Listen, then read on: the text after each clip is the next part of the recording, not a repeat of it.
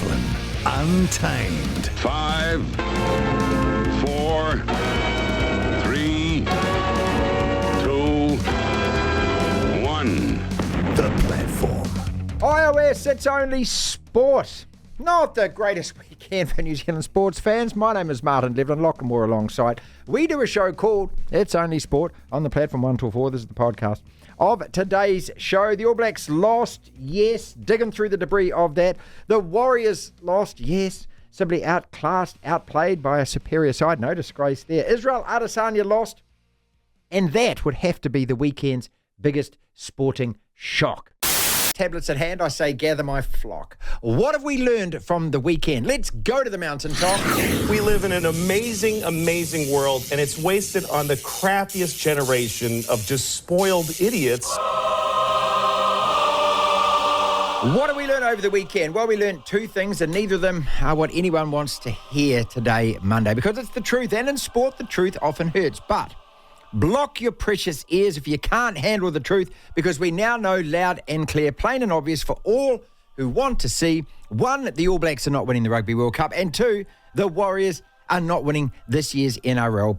We all deep down probably thought this before Saturday's results, but now it's been confirmed. The All Blacks, quite simply, are not good enough. We don't have the physicality, the game breakers, the world-class point-of-difference players that you need to assert superiority and dominate at a tournament like this. South Africa laid down the blueprint of how to beat us at Twickenham, and France just picked up that same baton and just scooted away with it. We kick away too much possession. We can't seem to understand that territory is paramount. We've got too many players who just don't make any real impact against quality opposition. And that's just where we're at right now. To think this team, this group of players, these players are going to beat South Africa or Ireland, then England or Australia, and then France maybe in a final in 3 consecutive weekends just isn't reality. It's the same for the Warriors, completely outclassed versus Penrith. But hey, that's actually not so bad. Very few NRL sides can compete with the Panthers at their best. There's no disgrace at all in losing to them. The Warriors competed, but just simply, again, aren't in the same class right now. Penrith are relentless. They are ruthless. They got the experience and the playing strength to probably three-peat and then win it all again, maybe even next year. The Warriors have got a seat at the top table. That is something hugely worth celebrating. And the hope is that we'll keep improving and can one day reach the levels of the defending champs. The All Blacks, though, are at best 4th in the world right now. I know. No one wants to hear it. But that's just where we're at. We've slipped to 4th. And how? Devlin. What do you want? We want information. Information. You won't get it. The Platform. Lachlan, sports news headlines. Where the hell do you start? I don't know. I really don't know. I think I'll start off with the Rugby World Cup. Oh. A couple of great games on this morning. We got in good time to watch the Wales-Fiji clash. And Wales look like they're running away with it. 32-14? 32-18. Terrible refereeing. 32-14. Awful refereeing. Well, I didn't watch enough of it to really sit there and go, the refs have been rubbish. Fiji were robbed, mate. Well, no, they weren't, because they had a chance to score a try and win the game. They did, Lachlan. They had a 4-on-1 overlap. Exactly. And he picked the wrong pass. Yeah. That's how it ended.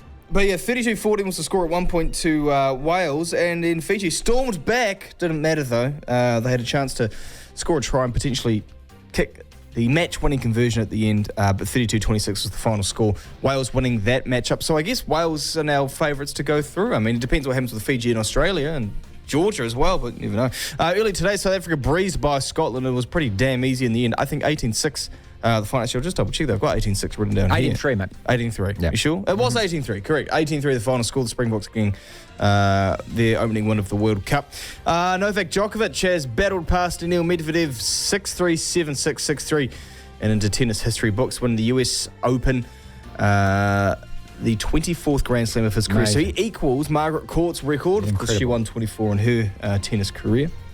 Kiwi Erin Routliffe has claimed the women's doubles crown at the US Open alongside Canadian partner Gabby Dabrowski. In just their 4th tournament together, they beat 2020 champions Laura Siegemund and Vera Zvonareva. 7-6, 6-3 was the final score there. The Black Caps, their World Cup squad's been named because we haven't had enough World Cups this year. Plenty of experience. Kane Williamson, of course, included in the squad when you did this last week. He is the captain. Trent Bolt's in there as well. I'll read the full squad. Mark Chapman, Devon Conway, Lockie Ferguson, Matt Henry, Tom Latham, Darren Mitchell, Jimmy Neesham, Jimmy Neesham's in there, okay. Glenn Phillips, Rachin Ravindra, Mitchell Satner, Ish Sodhi, Tim Southey, Will Young. That is the full Black Caps World Cup squad. That World Cup getting underway in October in India, of course. Suspended Spanish Football Federation President Luis Rubiales says he is going to resign. The football chief copped major criticism for his unsolicited kiss on Jenny Hermoso after the FIFA Women's World Cup final. He was speaking to UK TV personality Piers Morgan this morning and said he could no longer carry out his duties, and I quote, "I cannot continue my work." So Rubiales looks like, I don't think anything's been confirmed by Spanish football, but he says he's going to resign. Scott Dixon and Scott McLaughlin have completed the IndyCar season in patriotic style, achieving a Kiwi 1-2 finish at Laguna Seca. The result is the third sweep of the top placing since McLaughlin joined the American Motorsport Series from Supercars in September 2021. That's quite cool. So it's the third time they've actually got in a 1-2. Good stuff. I think for the time being, that's pretty much all we've got. The NRL last night, the Newcastle Knights coming from behind in a very topsy-turvy game, beating the Canberra Raiders, so it means that the Knights will be playing the Warriors this weekend. That game is going to be at Mount Smart Stadium on Saturday. The other game, of course, against between the Melbourne Storm and the Sydney Roosters. Devlin. Oh my goodness me! The platform. Rugby World Cup. Fantastic opening weekend, especially Fiji versus Wales. What a game, what a finish.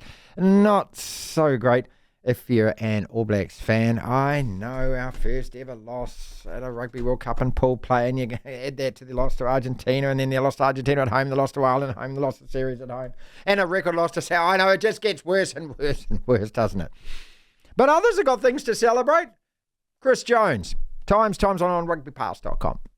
Man, what an end to that game. It's just breathtaking, wasn't it? Fiji, they had it. All they got to do is just catch and pass. They also had to convert, and the way they've been kicking, that was debatable. But I tell you what, the World Cup just took off. This was an absolutely fantastic, absorbing, controversial, breathtaking match, which showed just how far Fiji have come. And they could, maybe should have won it. Wales dug deep, so deep at times. They were abysmal in the first half tactically, got it better in the second half. George North dug them out of a hole. And, they did just enough. It'll be massive for them. How their bodies will recover tomorrow, I have no idea. The only punch they landed of similar ferocity was by Josh Adams. But, boy, Nick Tompkins in the centre for Wales, I think they'll be picking up bits of him from the pitch for the next week. Yeah, the Rugby World Cup is up and running. I mean, let's track all the way back then to the very first match. We'll do that in a second. Also today, South Africa over Scotland. Pretty comfortable from the Yarpies. Yeah, but Jesse Creel, should he be on the field? Yeah, well, that's going to rumble and rumble. These headshots, which saw Tom Curry sent off, there are inconsistencies already, and this is what we worried about. They brought the bunker system in to sort this out. It isn't sorting it out. And, and certainly Tom Curry's defence team will be looking at some of the incidents that didn't get a red card, and in fact didn't get any action at all. And using them in his defence. And, it is not what we want to be talking about, particularly after a game like we've had today, where the hits were legal, and were ferocious. And that's what you want to see. Rugby played at the very highest level with massive intensity, and, even the All Blacks can look at that Fiji performance and think, we were way off that sort of pace. We were way off that sort of commitment. And, they set the tone now for any team that wants to impose themselves on the opposition. The only problem Fiji had was that discipline. And if they can sort that out, Australia are in for a real hard, tough battle, which no doubt Eddie will be preparing them for. Chris Jones, Times on rugbypass.com, and live in France for us. Marseille. Crowd crush, and once again the French authorities, they did it at the Champions League final a couple of years ago, just can't seem to get themselves organised. I've been reading all of the press releases coming out from World Rugby apologising to all tens of thousands of fans. They say they all got into that game eventually. This was England versus Argentina, but just a nightmare, Chris. Why? I was there and it was absolutely diabolical. I had friends trying to get into the ground. Some got in 2 hours before kickoff. And that was the only way to avoid the crush. It was sheer ineptitude. And the wishy-washy statement that's come out from World Rugby doesn't address the problems that were created by a lack of organisation. You know, you think back to the Champions League with Liverpool fans being tear gassed and pepper sprayed, and of course it was all their fault. It was nothing to do with the organisers. You know, we've got the Olympics coming up next year. For goodness sake, France has to get this right. I mean, today was much better here in Bordeaux. People got in on time, but we're talking about a 44,000 capacity stadium. When you're talking nearly 70,000 in Marseille, yeah, we've got some very big games coming at that stadium, and it's just going to. By the way, around the stadium in Marseille, they are building what appears to be a new complex, which is just adding to the whole idea that area is just not suitable, and so therefore you should have put into place ways of getting the crowds in and out safely, and that wasn't happening for the England game, and it was actually one of the worst scenes I've seen at a Rugby World Cup in terms of treatment of fans. Let's go back to the All Black performance, because we've got to talk about that, or lack of performance. I mean, what has that said to the rest of the rugby world after we got smacked by France in the opener? It says you haven't got over that South African rollicking. That's what it says, mentally and physically. You know, that was your chance to prove that the All Blacks, really were going to be a major force in terms of actually winning this trophy again. But they didn't step up to the mark, and that is really worrying. And you can point to some of the key people who weren't missing. I think Twizel is a massive loss in terms of the physicality and what he can do, and the go forward he gives the All Blacks. And there are others that are missing as well who are part of the machine. But quite honestly, the machine isn't operating at a level that is going to win the World Cup at the moment. And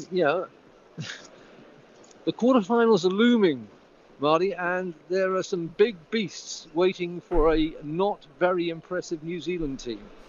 The French, though, looking at the way that they played, how good are they? Did they surprise you at all?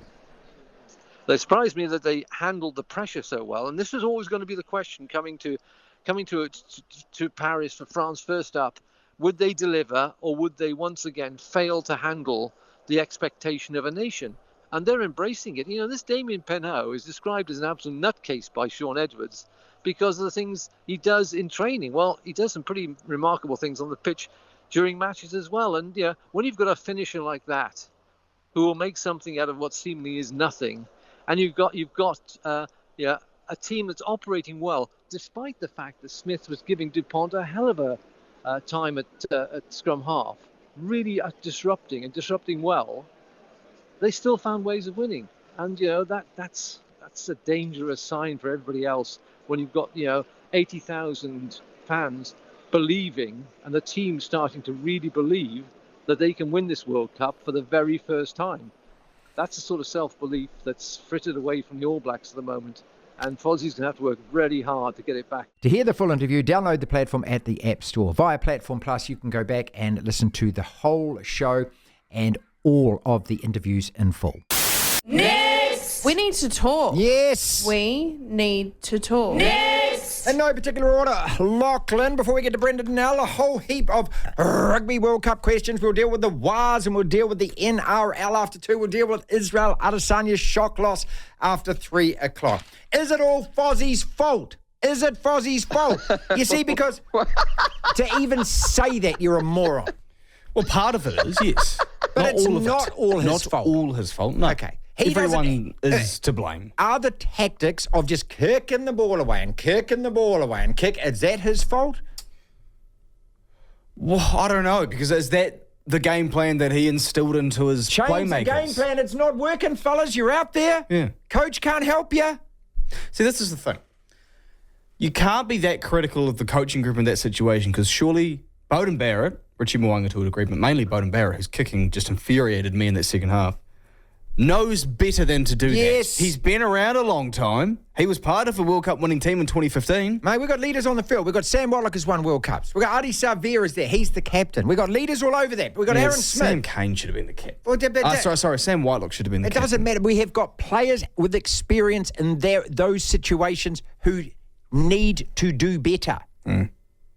Next question when it comes to players. Next! The 4 replacement players. Retallick, Frizzell, Lomax and Geordie would all start in a knockout World Cup game if injuries allow, right? Yes.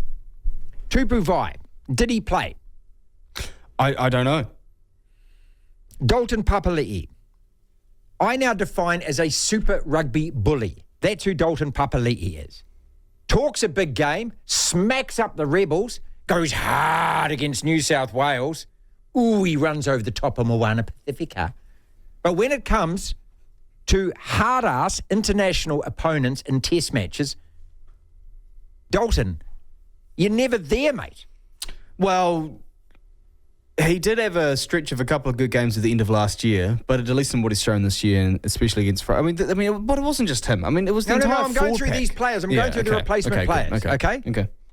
So effectively, we chose 3 number 7s for a 6, 7, and 8, didn't we? Well, until Kane was scratched last minute. Nipo Lalala, you were rubbish in 2019. You've been rubbish. I have to be cruel to be kind here. What have you done since? You're a ball. Oh, that's right. You're a ball-playing prop. You don't bend the line. You don't break any tackles. You don't put any physical pressure or presence on the opposition. No, and it's not as if it's scrum time that you are absolutely demolishing their front row, which was, And all of this has been known for the last 4 years. Leonard Brown, and I keep saying it. I was watching a video because I had a lot of Twitter arguments over the weekend about Leonard Brown, and so many people kept putting up this 2017 video where he buffed off a South African. It's 2017. Yeah. It's now 2023. 6 years ago. He's played 60-something tests. 60 tests. This guy could get to 100 tests. And he's been invisible in most of them. He in the first half did have a couple of runs where he got a fair few metres after contact, but as was the case with pretty much the entire team, for all the promise shown in that first half, none of it was backed up in the second half when it actually mattered. But the big question is, and we've been so concerned about this for probably, for me at least, for 2 years now, that sure, we can beat up on an average Australian team, we can get wins over Argentina, who we should be smacking anyway, and beating up a big team from Fiji, as we did a couple of years ago. But when you come up against France, Ireland and South Africa, England, because they've always got a big 4-pack, you need to at least go toe-to-toe in their physical battle. And once again, we got beaten up. Right. Now, France, look, they've never really been known for having humongous forwards the way that England or South Africa. Actually, no, they have way back to the 70s and 80s. That's what they were, mate. They were big steroid freaks. Would I be right in saying at least this century it's been more about French flair as opposed to beating you up front? Yeah. There was no French flair. There was beating up front. According to the commentators, they were out on their feet at the end of the first half. That's what I was hearing from the Sky Sport commentary. They were out on their feet. Yeah. Well, what happened in the second half? They owned us. Next! Is our Super Rugby competition good enough to... No, it's not. It's not. And look, don't entertain that This question. is the reality of it, isn't it? And once again, we play Super Rugby in a test match of consequence. Why this obsession with the All Blacks of having to run the ball out of our own 22? Kick for goddamn territory. That's what I was yelling at the TV. Get up their end. Challenge a line out. Start from halfway. Why is this obsession that we think we're going to score 9 tries and they're all going to be end-to-end? It's bollocks, mate. Look what England did against Argentina. Oh, I hate that. It's not test rugby. Well, guess what? They won. It wins. And if you're kicking 50-metre drop goals, put some scoreboard pressure on. People have got such short memories. I grew up watching the All Blacks since 1975. First test was the Scottish water polo test. So Andy Dalton was the captain. And right throughout that time, all we did was scunge wins by a point in the last minute kicking a goal. Sean Fitzpatrick, what did he do? Get ball, get up their end, score points, come back to halfway. Receive ball, get up their end, score points, come back to halfway. Before you know it, Grant Fox has put us 12-0 up. You're looking at the scoreboard going, you're having to score twice or 3 times to beat us now. Scoreboard pressure. That means you're going to do something stupid. That's exactly what England did to Argentina. Honestly. Before we knew it, it was 9-0, 12-0. 12-0. Yeah. And all of a sudden, you're behind, and all of a sudden, you're going to have to make decisions that you wouldn't ordinarily But also, make. there's a goal kicker in George Ford who nailed all his kicks, maybe bar 1 or 2. And then you had Moanga who missed both his conversions. Now, we lost by 14 in the end. But again, making his kicks. Yeah, I know. I mean... All right, final question in this bunch. What is worse, the All Blacks loss or the general lack of reaction from New Zealand and New Zealand sports fans? Remember 1999? I was on Radio Sport at the time. The country went apoplectic when we lost that semi-final to France. These days, it's kind of like, the Warriors are playing tonight. Does anyone give a rat's apart from people in my generation now? Oh, no, I think they did because I was I slept in and I missed pretty much most of the game and had to watch a replay of it.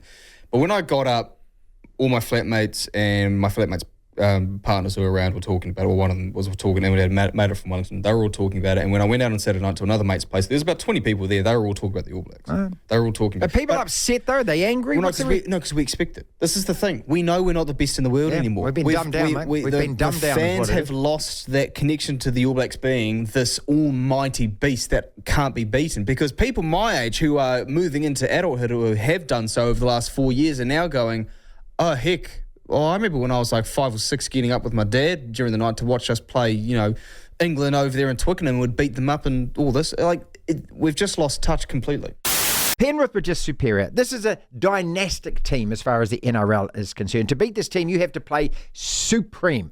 And Warriors on the weekend, we just weren't good enough. They were just beaten by a much better side. Alex Ubels was there amongst the Warriors faithful at Penrith Park. What was your impression when you left? Oh, obviously you're disappointed, but it's a very hard place to win a game, and that's finals football, isn't it? One team kind of knew what finals intensity was, and the other was kind of learning. Was kind of the way I looked at it, and we're lucky. Top 4, you go again the next week. Don't read too much into it. How good were they? They played tough. A lot of goal line sets. They were just lacking a little bit of, maybe midway through the season, they kind of were a little bit more decisive and knew what they were doing. They just fell a little bit behind the 8 ball is kind of how I found it. Yeah, and about how good were Penrith? So good.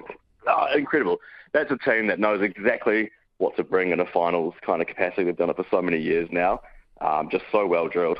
It's always going to be very, very difficult going there and winning a finals game. Yeah, they strangle the life out of you, don't they? Yeah, exactly.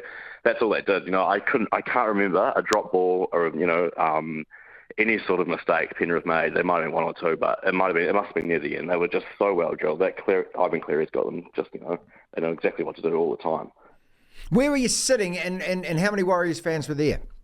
We're bloody lucky the way the NRL works. They allocate about 2 or 3 bays and halfway for the away supporters. So I sat with about maybe 1,500, 2,000 Warriors fans right at halfway.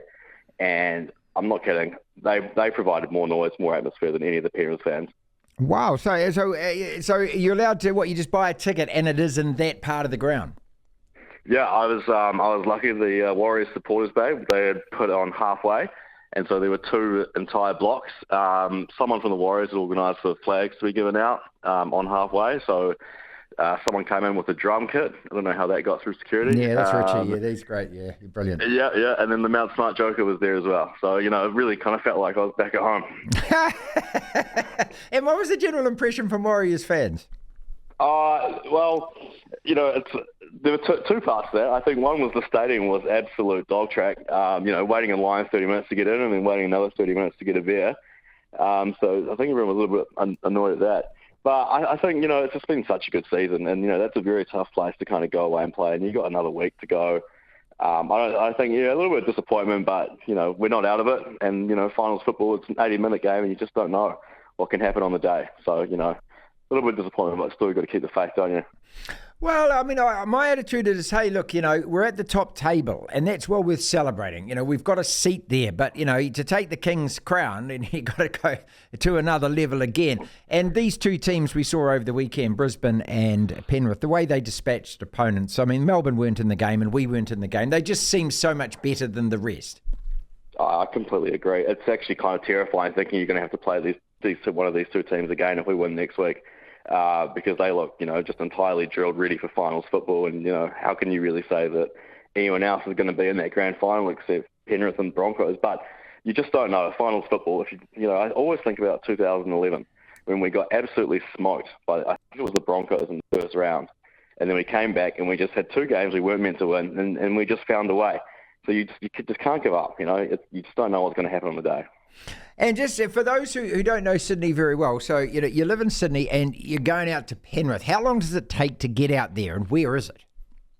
Oh, you leave at you might leave at 9 in the morning. You might get there at 10:30, 11 on the train. It's at the foot of the Blue Mountains, very far away from downtown. I would say if you're travelling, it's about from Auckland to Huntly. I reckon would be about a fair representation. Good God, it's that far away. That's ages. It was the longest train journey of my life. And what kind of people are out there? Is it a feral kind of place? I don't want to get in trouble when I'm in Penrith, but it was pretty awful. And everyone I spoke to during the week telling me I was going to Penrith kind of wished me luck and said, hope you come back in one piece. Awesome, mate. You had a great time, though? But yeah, it's always good following this rugby league team, and hopefully we'll be back up in Brisbane in a couple of weeks' time for a showdown in Suncorp. The Tight Five. 5 separate sporting topics, ladies and gentlemen. When the bell goes, we move quickly on to the next one, roughly about a minute there or thereabouts on each. Who's been the best team so far of the Rugby World Cup, Lachlan? Can anyone, any other team, stand up to Penrith and Brisbane, or is that already the NRL Premiership final? Was that a bite by Jack Whiten on Tyson is it Gamble? Gamble yesterday? Certainly looked like it. How big a deal is Aaron Ratliff's win at the US Open doubles women? Does Israel Adesanya come back from that? Can he do a Muhammad Ali and come back and then come back again? Rubiales is going to resign. That's pretty good news. And Novak, well, he's a special, is he? What? Let's start with the tennis, actually. How big a deal? Aaron Ratliff wins the US doubles women's title. And, of course, we are very keen to claim her as a Kiwi. The reality of it is that she's got Canadian parents. I think they were on holiday here or on a working holiday or something like that. She was born here. Lived her first 4 years here, went back to Canada, had education there, went to the United States Collegiates, and in 2017 decided to start playing tennis under the New Zealand flag. Okay. However, all of that aside, absolutely we will claim her. Michael Venus, we went gaga in 2017 when Michael and his doubles partner, I can't even remember what the person's name was, to be honest, but they won the French Open title. And I remember interviewing him at the time and the other radio station that I used to work at. It was just terrific. I just felt, wow. Oh, Lachlan, it's not a gold medal at the Olympics. It's not a world championship title. But cock-a-doodle-doo, eh? Come on. Oh, yeah, no, it's a brilliant achievement. I mean, should be very proud. We've had... That's only the second time that New Zealand has been involved in a Grand Slam win. Am I correct? And no, Michael did it, and we had there was a Kiwi woman who did it back in the. I mean, look, no one remembers. Yeah. Look, if it was a New Zealander winning a singles Grand Slam title, that's like a golf major. That's just hand them the Hellberg straight away. Well, I'd say it's even bigger than a golf major, simply because it's not blooming happened before. Yeah. Well, no, it has. Anthony Wilding did it back in the 1910s or 1920s, but he was under an Australasian. The Aussies kind of claimed he was actually ours. It was like Clary Grimmett bowling for Australia and England. Getting all my facts wrong. Yeah, well, let's move on to Novak then. 24 Grand Slam titles, mate. Come on. Yeah. No, see, you don't like him, do you? No, I like him. You don't. I like him. I don't care what he's like off the court, because they're all dickheads tennis players. They're all nasty little spoiled kids that have turned into just spoiled adults. That's because Mum and Dad had them down the Herne Bay Tennis Club since they were 5 years old, mate. Yeah. I'm not saying the Herne Bay Tennis Club isn't a great place to go, but I'm just saying, right? Yeah, and look, they put on this fake front of being nice and likeable and, thanking the fans and all this. I don't know. It's the most pampered, precious sport even there is. Roger and Rafa were like that. And they might be a bit better now, but they were like that as well. But as a tennis player, he is incredible. He is a machine. He is feels unstoppable. He's got this nasty mental edge over everyone. Does. I have this distinct memory. I was a big fan of Denis Shapovalov before he fell off a cliff this last year. And they were playing each other in this, I think it was a French Open quarterfinal or a semi-final, and they were sitting there, and Shapovalov, I think, won the first set, was maybe leading the first set, wasn't finished, and he was sort of jittering and whatnot, just moving around, taking sips, looking around at the crowd and whatnot, talking to someone, and Novak just sat still and stared ahead. I thought, he's going to win this. He's a beast, mate. And he won it in either straight or full sets. Yeah, he destroys you on the court, he destroys your mind, destroys you. Who's been the best team so far of the Rugby World Cup? Ooh. From what I've seen... there's three. Okay. I don't think you can really judge Ireland on their win because it was Romania. And I think if every one of the big teams wanted to splash out and go hard against these weaker teams, everyone's going to get 80. So I would say France because they had the toughest first-up task in front of a home crowd and they won. I'd say South Africa because they were the pre-tournament favourite, in my opinion. And they just did it easy, mate. Yeah, they didn't get out of second gear, I didn't think. It was a bit like a Man City game. And I would say it wasn't really the most enjoyable maybe as a neutral, but I thought England were good. Same. I really thought England... I thought they played good old-fashioned winning rugby. Yeah. And it doesn't matter if... I mean, people were criticising South Africa at the last World Cup in the last couple of years because they play 10-man rugby. It's boring. Are they winning? Who cares? England won with 14, and that never happens in a rugby test match, especially against a quality opponent like Argentina. Smart. They lost their man. They realised we're not really breaking their defensive line. If we're close, we'll drop goal. Get penalty, kick the ball over. And, I mean, Argentina were terribly undisciplined. Score more points in them and you'll win the bloody game. Was that a bite by Jack Whiten on Tyson Gamble? There were tooth marks on his arm. But I don't think it was from this perspective. If you look at the replay, Tyson Gamble is shoving his arm into Jack Whiten really damn hard. No excuse for the guy to clamp down with the molars, He didn't clamp down. He didn't clamp down. You can see the marks in his arm. Do it yourself. Get I'm your going arm, to right now. Shove it into your mouth. Don't bite. Don't bite. If you put... Look at the marks, mate. That's my point. Don't bite down. Shove your arm in. You'll get teeth marks. And also, he's gone straight to the judiciary. That means he's going to get 4 weeks. Why didn't he get a red card? Because the ref couldn't prove it. Because you look at the mate. Look at the replay. How else do you get those marks on your arm? You don't get them from the ball. Mate, Tyson Gamble was pushing his arm into his mouth. Okay, Is that a reason? Is that an excuse? Well, think about it.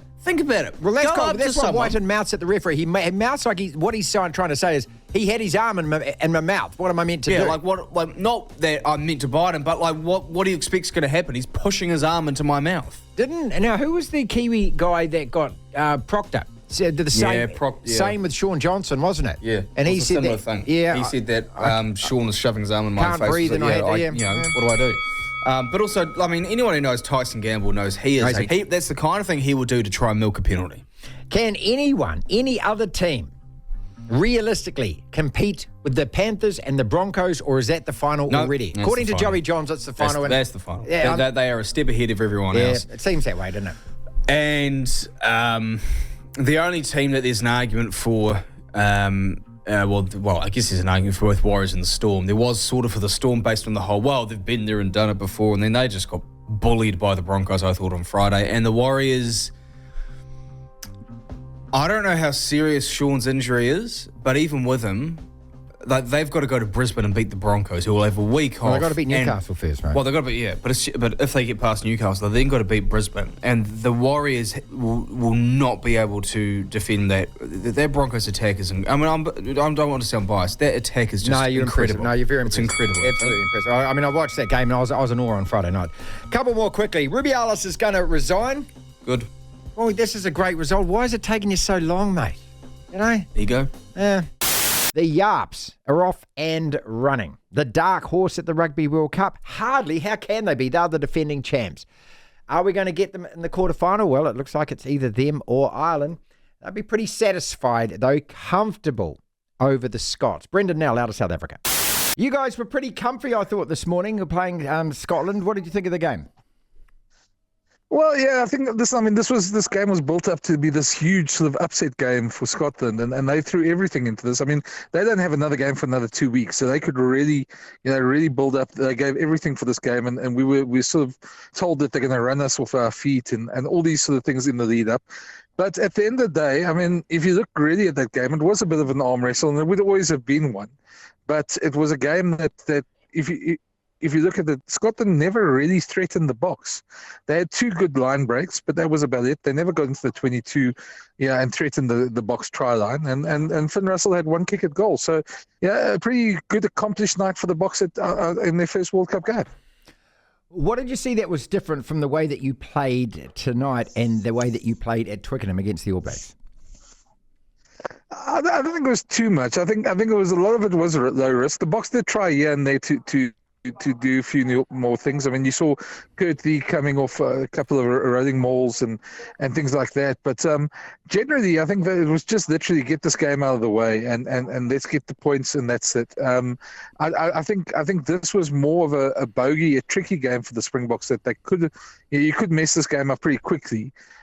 Scotland's got everything to gain, and the Boks have got everything to lose in a game like this. So, to me, I was pretty satisfied. I thought it was never going to be pretty. They wanted the result, and they got the result, and that's all that really mattered. Brenden Nel is with us. Brenden, if you had to improve your side, how would you do it? It's a good question. It's a very good question. Look, I think the Bok pack at the moment is humming along. They didn't get all the reward that they wanted tonight, but the scrum was pretty awesome, and built off that, and the Scottish line-out was pretty poor.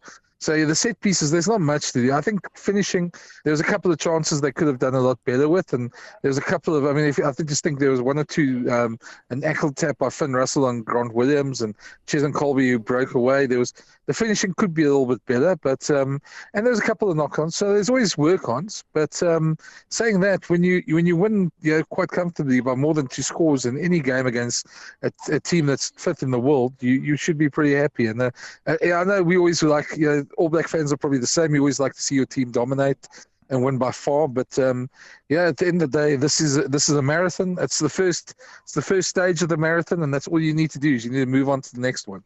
Yeah, I kind of looked at the guy. I just sort of, it was kind of like big brother and little brother in the backyard, and big brother with his hand on little brother's head, who's sort of flailing around, but he never gets really close. So if I do a caricature or a cartoon, that was the game. Yeah, it was in a way. And I mean, look, I love Scotland, and there's a lot of South Africans they play in their team, and Piers Schoeman's one of my favourite players. I worked with him at the Bulls, and so there's a lot of soft spots in the Scottish team for us as well. And so I mean, you like to beat them, but you don't want to humiliate them in a way. So, and they're a good team, and they'll still do well. And I still think that Ireland's biggest test in this World Cup won't be the Springboks, but will be that Scotland game at the end of the pool. All right, what else did we learn over the weekend in your eyes? Let's go right back to that opener, the All Blacks versus France. Because, I've avoided talking about this for a few minutes. So we're a bit battered and bruised at this end, mate, and for good reason, because we just, we can't seem to replace players with players. We've got, I think, a pretty competitive first 15, but outside of that, the guys that are stepping up aren't stepping up. Yeah, I thought pretty much with the All Blacks' biggest problem, they started off exceptionally well against France, and I think the fact that they didn't score in that sort of first half more than that one try was their biggest weakness. If they'd put 2 or 3 more, they would have taken the game away from France, and France got stronger as the game went on, and the All Blacks I was a bit worried, especially in that late part of the second half when the All Blacks were chasing the game. They're not used to chasing a game, and they looked pretty frazzled. I mean, Bowden had a great game, but in that later part of that game, he almost looked like he didn't know what to do when he got the ball, and you don't normally see that from an All Black side. So, to me, that was the worrying point, and I think there's a bit of a worry about how they handle pressure. They as I say, they started off exceptionally well, and I thought if they scored 2 or 3 tries in that first half, they would have had the game. But France, the one thing that impressed me about France on that night is that they didn't win with French flair. They won by playing old-fashioned rugby, and they kicked 40-odd times. They only gave away 4 penalties. They really sort of stuck in the arm wrestle, and when the All Blacks started to tire, that's when they got stronger. So. Yeah, there's a lot of question marks about this All Black team. I think the good part for the All Blacks, as a neutral, is I'd say that they've got 3 weeks now to concentrate on a single game, and knowing them that they'll put a lot of work into that. But I think the blows have been struck. I think teams probably don't fear the All Blacks like they would at other World Cups. To hear the full interview, download the platform at the App Store. Via Platform Plus, you can go back and listen to the whole show and all of the interviews in full. Moan. I'm moaning sick all the time. Oh, yeah, I got to moan on, all right. I got to moan on. Our schedule sucks. It doesn't help our chances at this World Cup at all. Did you know that the All Blacks now take a break? It's a big break. After that French match Saturday morning, our World Cup now effectively goes on hold for 4 weeks till the quarterfinal. Man, does this suck. We got the worst draw out of any team, the worst draw and the worst schedule. So now, after 2 big-time tests in 3 weeks, South Africa in England and the French on the weekend, we press pause. We got Namibia this weekend, then we get a week off, then Italy, then Uruguay. No. How does that help in any way prepare us for a quarterfinal? Because it is coming, because we are making the quarterfinals. Don't even start on that.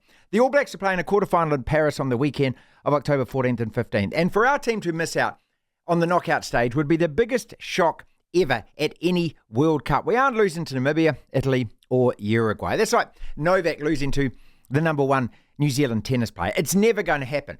But how the schedule prepares us to face either South Africa or Ireland, I just don't know. The training sessions are going to have to be intense because the opponent will not be. We may well have been mothballed, but we can't be kept in cotton wool. The biggest challenge is going to be being battle-hardened. 3 games in 4 weeks, all of which are virtual training runs. No, it's not ideal.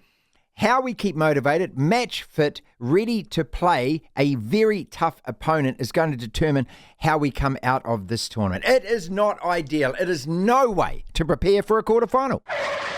Devlin, I'm as proud as hell, and I'm not going to take this anymore. the platform. LBP with TMG. That's Let's Be Positive with Twizel's Matt Gunn. Now, it's been a suck weekend for New Zealand sports fans. Yes, we won a Grand Slam. I mean, we're all going to claim that glory army tennis title.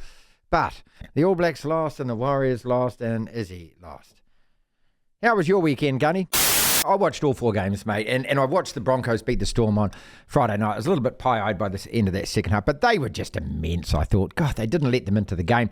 And as much as I want to be positive about the Warriors, you know, there's no disgrace in losing to a team that is back-to-back champs, that could well get a three-peat for the first time since the 1980s, that for the last 4 years, you've got to say, has been the best team in the competition. I mean, they are a machine. Yeah, they're absolutely fantastic. I mean, there's no two ways about it. And the problem for the Warriors, Martin, is without Sean Johnson, they absolutely lack direction and they never really look like they're able to get on the roll that they need to on attack. They still defended pretty well. I mean, you know, in the end, sure, some points got racked up, but the reality is that they did defend quite stoutly against the Panthers, who, you know, I thought at one stage might have put on 40-plus points. But they are a class above. And, look, to me, they feel better than the Broncos. But that will be a great grand final, won't it? Because it's got to go that way. Yeah, look, you think so. You can't see it any other way. And that will be a terrific game. But Penrith, Nathan Cleary, I mean, look, no one knows what to do with him, you know? And when he's got the ball in hand, the rest of the Penrith Panthers know where they need to be. And he sometimes needs them, sometimes doesn't. But, look, he's just a terrific player that leads a terrific team. The Warriors, yeah, without SJ, they just don't have the direction, unfortunately. It's, I suppose, interesting that a guy of his age has made such a massive difference to the Warriors, knowing the history that he's had with the club and the way he's been viewed by the fans.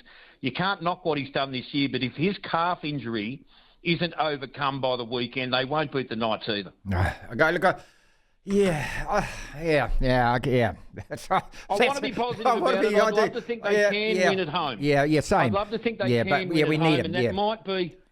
But, you know, they just look bereft of any real intuition what when got they me, run Matt, at the opposition line. You've watched League a lot longer than I have, mate. I just thought that they panicked a bit and they started to do what the All Blacks did, and that's just try miracle stuff from within your own 20 or 22, and that's never going to work in a finals game. Let's talk rugby, though, because I want to be positive and I want to celebrate with Eddie Jones, mate, because I tell you what, mate, you're back. You beat Georgia. Oh, we're back. You're back. Look, he's been saying this for the last 5 test matches. Yeah. We'll be back next week. That's it. Well, this week we are back. We are back. Yeah. Look, I suppose the only issue I see from the win over Georgia, and when you go into pool play, game 1 of a World Cup, you do get a little nervous against a team like Georgia, is that we only had to make 72 tackles. We missed 22 tackles. And against any of the other top teams, missing that many tackles would have meant we would have got pantsed. So as much as we were reasonably good against Georgia, there's still issues within the team that says to me, against a stronger team, you can't make that many errors. You can't miss that many tackles. You just can't do it. But we got the points and a bonus point. We're sitting with a differential of plus 20 over Wales, and we will be cruising through Pool C. The other pools, Martin, look a little bit different. Should we look towards Pool A? Oh, okay, all right. Let's be positive about the All Blacks. And I tell you what, I'm struggling on every single level, not just because our replacement players aren't up to the standard required, and that was very evident with those 4 names, Papa Lee and Nepo and Leonard Brown and Tupou Vai, who just aren't in the same class as the guys that they're replacing. But what's worse, Matt, is our friggin' schedule, mate, because, now we've got 4 weeks. We've got Namibia, Italy and Uruguay and a bye in those 4 weeks. How does that prepare you for a quarterfinal? Remember the last time that we played Australia away and then a month later we played South Africa? Oh, no, we were rusty. Well, how are we not going to be rusty when effectively we're training by ourselves for the next 4 weeks? After watching the game on Saturday morning, I started to think about where it is that you really need to improve. And it's all areas of the game. When the report card comes home and the kids get their marks that say, could concentrate more, needs not to be distracted, needs improvement in all areas. Well, the report card was about a C, I reckon, for the All Blacks. Look, France are a very, very big, strong team. New Zealand didn't cope with that. Gave away 12 penalties. You can't do that. Yellow card in there. Had plenty of the ball, Martin. Just couldn't do anything with it. Israel Adesanya to finish with, mate. Let's talk about him because that was really the shock result of the weekend. Now, calling it the biggest upset ever in the middleweight division of the UFC. I don't know enough about the sport to know, in terms of, was that Ali losing to Leon Spinks? I mean, that's what I always take it back to heavyweight boxing, which I know a bit better. But he got absolutely belted, mate, from the very first round. I mean, I don't know how he withstood that barrage at the end of the first round, but he lost fair and square. Oh, he lost fair and square. Look, I'm with you. Strickland in the first round, he hit him with a beautiful straight right to the jaw, and it rattled him. And then he just went berserk. I thought Adesanya's gone here. And somehow he managed to make it through that, but he never looked the same after that. And the confidence Strickland had from there on in. Look, I don't know, Martin, either, like you, where you would rank this as an upset. But over the last few fights, Adesanya hasn't looked like he did at the start of his career, and in many ways it didn't surprise me because one good shot is all it takes in these absolutely brutal sports. To hear the full interview, download the platform at the App Store. Via Platform Plus, you can go back and listen to the whole show and all of the interviews in full. That's our podcast for today. Thank you so much for listening. If you want to listen to the entire show, 1 till 4, Monday to Friday, download the Platform app, and via Platform Plus you can go back and listen to whatever shows over however many weeks at your leisure, at your listening pleasure. Platform Plus. First thing to do though is download the Platform app. Devlin. Unbelievable! Incredible! The Platform.